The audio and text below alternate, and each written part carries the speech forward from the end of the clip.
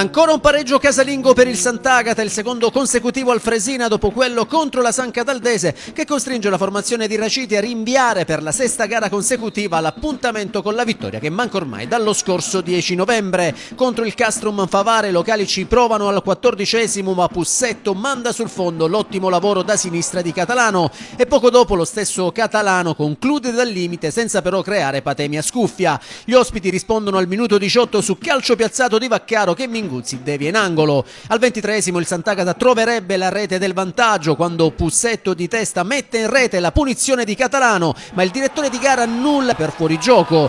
Nel finale di primo tempo ci prova il Castrum Favara che si rende minaccioso con la conclusione di Mudasiru che però spara alto l'invito di Vaccaro. Nella ripresa il Sant'Agata vuole la vittoria al 52esimo, il tiro di Catalano è deviato in angolo da Demin. Capovolgimento di fronte e gli agrigentini sfiorano il bersaglio con la botta di Baglione, alta non di molto. Nel finale poi il Sant'Agata tenta l'assalto disperato, ma solo due super parate di scuffia sul colpo di testa di Pussetto ben servito in aria da Catalano e sulla conclusione ravvicinata di Manfrellotti lanciato a rete da Quamè negano ai locali la gioia del gol. Il Sant'Agata sale in classifica a quota 15 punti e rimane terzultimo in piena bagarre play-out a meno 5 dalla salvezza, mentre il Castrum Favara si porta a 20 a +1 sulla zona rischio.